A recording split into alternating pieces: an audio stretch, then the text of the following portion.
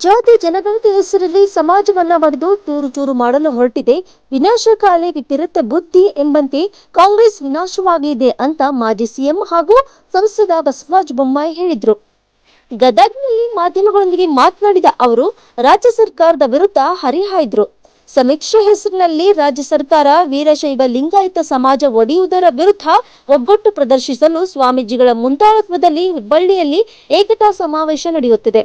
ಏಕತಾ ಸಮಾವೇಶಕ್ಕೆ ಸ್ವಾಮೀಜಿಗಳು ಮುಂದಾಳತ್ವ ವಹಿಸಿದ್ದಾರೆ. ಆದರೆ ಅಖಿಲ ಭಾರತ ವೀರಶೈವ ಮಹಾಸಭಾ ಕೈಜೋಡಿಸಿದೆ. ನಾನು ವೀರಶೈವ ಮಹಾಸಭಾ ಜೊತೆಗೆ ಮಾತನಾಡುತ್ತಿದ್ದೇನೆ. ಸಮಾಜದಲ್ಲಿ ಒಡೆಯುವ ರಣತಂತ್ರ ಸರ್ಕಾರ ಮಾಡುತ್ತಿದೆ. ಸರ್ಕಾರದ ವಿರುದ್ಧ ಇಡೀ ಸಮಾಜ ಒಂದುಗೂಡಿಸುವುದು ಸಮಾವೇಶದ ಉದ್ದೇಶವಾಗಿದೆ. ರಾಜ್ಯ ಸರ್ಕಾರ ಕ್ರಿಶ್ಚಿಯನ್ ಅಂತ ಎಲ್ಲಾ ಜಾತಿಯಲ್ಲಿ ಉಲ್ಲೇಖ ಮಾಡಿದೆ. ಲಿಂಗಾಯತರು, ಬ್ರಾಹ್ಮಣರು, ಒಕ್ಕಲಿಗರು, SC ST OBCಯನ್ನು ಬಿಟ್ಟಿಲ್ಲ. ಯಾವುದೇ ಸಮೀಕ್ಷೆಯಲ್ಲಿ ಮತಾಂತರಕ್ಕೆ ಬೇರೆ ಕೋಡಿಲ್ಲ. ಆದ್ರೆ ಇವಾಗ ಯಾರು ಹುಟ್ಟು ಹಾಕಿದ್ದಾರೋ ಗೊತ್ತಿಲ್ಲ. ಕಾಂತರಾಜು ಕಮಿಟಿ ಏನು ಸಂವಿಧಾನದ ಪ್ರಕಾರ ಆಗಿತ್ತಾ? ಸಿದ್ದರಾಮಯ್ಯನವರೇ ಕಾಂತರಾಜು ಕಮಿಟಿ ಮಾಡಿದ್ದು ಅದೇನು ದೊಡ್ಡ ಸ್ಯಾಂಟಿಟಿನ ಎಂದು ಪ್ರಶ್ನಿಸಿದ್ರು. ಏಕತಾ ಸಮಾವೇಶ ಸಂಬಂಧಪಟ್ಟಂಗೆ ತಾವೇ ಮುಂದಾಳತ್ವ ವಹಿಸಿಕೊಂಡಿದ್ದಾರೆ. ಅಲ್ಲ, ಅದಕ್ಕೆ ಎಲ್ಲ ಸ್ವಾಮೀಜಿಯವರು ಮುಂದಾಳತ್ವ ವಹಿಸಿದ್ದಾರೆ. ವೀರಶೈವ ಮಹಾಸಭಾನು ಕೈ ಜೋಡಿಸಿದೆ. ನಾವು ವೀರಶೈವ ಮಹಾಸಭಾಕ್ಕೆ ಜೊತೆಗೆ ಮಾತನಾಡ್ತಾ ಇದ್ದೇವೆ.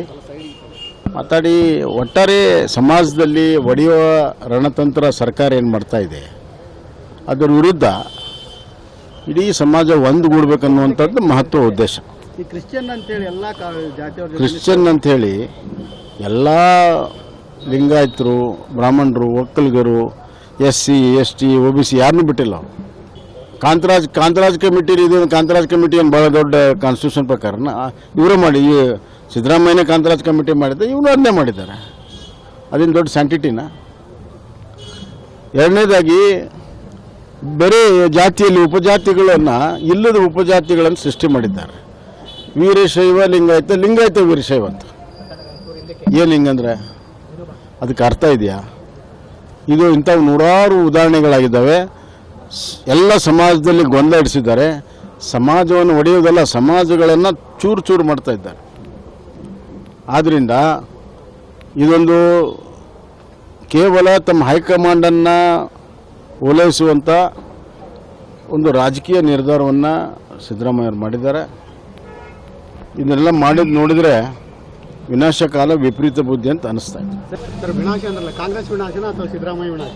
ಅಲ್ಲ, ಅದರಲ್ಲಿ ಸಿದ್ದರಾಮಯ್ಯ ಅಂದ್ರೆ ಬೇರೆ ಪಾರ್ಟಿ ಅದ. ಮತ್ತು ಸಿಎಂ ಸಂಬಂಧಪಟ್ಟ ಕಾಂಗ್ರೆಸ್ ವಿನಾಶ, ಕಾಂಗ್ರೆಸ್ ವಿನಾಶ. ಸಮಾಜವನ್ನ ಒಡೆದು ಚೂರು ಚೂರು ಮಾಡಿದ್ದಾರೆ. ಇದೊಂದು ಕೇವಲ ಹೈಕಮಾಂಡ್ ಓಲೈಸುವಂತಹ ರಾಜಕೀಯ ನಿರ್ಧಾರವನ್ನು ಸಿದ್ದರಾಮಯ್ಯ ಮಾಡಿದ್ದಾರೆ.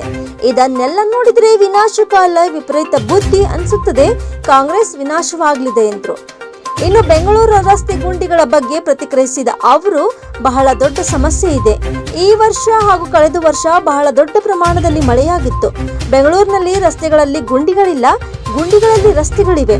ಬೆಂಗಳೂರಿನ ಮಂತ್ರಿಗಳು 5,000 ಗುಂಡಿಗಳನ್ನು ಮುಚ್ಚಿದ್ದೇವೆ ಎಂದು ಹೇಳುತ್ತಾರೆ. ಈಗ ಇನ್ನೂ 5,000ಕ್ಕೂ ಅಧಿಕ ಗುಂಡಿಗಳು ಬಿದ್ದಿವೆ. ಬ್ರ್ಯಾಂಡ್ ಬೆಂಗಳೂರು ಅನ್ನುವುದನ್ನು ಬಿಟ್ಟು ಗುಂಡಿಗಳ ಬೆಂಗಳೂರು ಅನ್ನುವಂತಾಗಿದೆ. ಕೇವಲ ಬಾಯಿ ಮಾತಿನಿಂದ ಗುಂಡಿ ಮುಚ್ಚಲು ಆಗುವುದಿಲ್ಲ. ಕೂಡಲೇ ಹಣ ಬಿಡುಗಡೆ ಮಾಡಿ ಗುಂಡಿ ಮುಚ್ಚಬೇಕು ಎಂದು ಆಗ್ರಹಿಸಿತು. ಮನೆ ಮನೆಗೆ ಹೋಗಿ ಮಾಡುವಂಥದ್ದು ಗಣತಿ. ಅದು ಸೆನ್ಸಸ್ ಆ್ಯಕ್ಟ್ ಇದೆ, ಸೆಂಟ್ರಲ್ ಆ್ಯಕ್ಟ್ ಇದೆ. ಅದು ಕೇವಲ ಗೌರ್ಮೆಂಟ್ ಆಫ್ ಇಂಡಿಯಾಗೆ ಸೆನ್ಸಸ್ ಮಾಡುವಂಥ ಅಧಿಕಾರ ಇದೆ.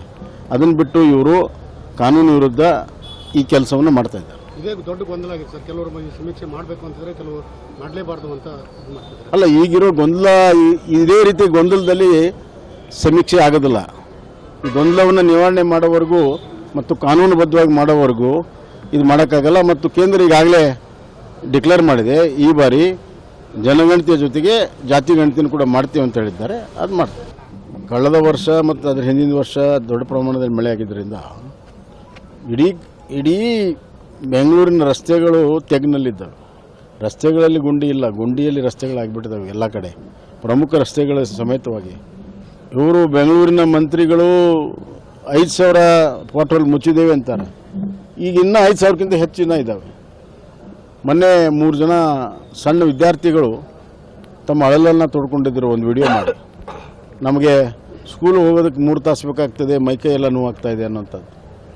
ಈಗ ಉದ್ಯಮಗಳು ಅಷ್ಟೇ ಅಲ್ಲ, ಇಡೀ ಬೆಂಗಳೂರು ನಾಗರಿಕರೇ ಸುಸ್ತಾಗ್ಬಿಟ್ಟಿದ್ದಾರೆ. ಬ್ರ್ಯಾಂಡ್ ಬೆಂಗಳೂರು ಅನ್ನುವಂಥದ್ದನ್ನು ಬಿಟ್ಟು ಈಗ ಪಾಟ್ರೋಲ್ ಬೆಂಗಳೂರು ಆಗಿದೆ. ಈಗ ಕೂಡಲೇ ಇದಕ್ಕೆ ಮುಖ್ಯಮಂತ್ರಿಗಳು ದುಡ್ಡನ್ನು ಬಿಡುಗಡೆ ಮಾಡಬೇಕು. ಬರೀ ಬಾಯಿಂದ ಯಾವುದೂ ಅಭಿವೃದ್ಧಿ ಕೆಲಸ ಆಗೋದಿಲ್ಲ, ಇವ್ರ ಸ್ಟೇಟ್ಮೆಂಟ್ನಿಂದ ಆಗೋದಿಲ್ಲ. ಕೂಡಲೇ ಅತಿ ಹೆಚ್ಚು ಟ್ಯಾಕ್ಸ್ ಕೊಡುವಂಥ ಬೆಂಗಳೂರಿಗೆ ಕೂಡಲೇ ಹಣವನ್ನು ಬಿಡುಗಡೆ ಮಾಡಿ ಆ ರಸ್ತೆಗಳನ್ನು ಸರಿಪಡಿಸುವಂಥ ವ್ಯವಸ್ಥೆ ಮಾಡಬೇಕು. ಇಲ್ಲದೇ ಇದ್ದರೆ ಉದ್ಯಮಗಳು ಬಿಟ್ಟು ಹೋಗ್ತಾರೆ, ವಿದ್ಯಾರ್ಥಿಗಳು ಬಿಟ್ಟು ಹೋಗ್ತಾರೆ, ಎಲ್ಲರೂ ಬಿಟ್ಟು ಹೋಗ್ತಾರೆ. Rise of News, Weather.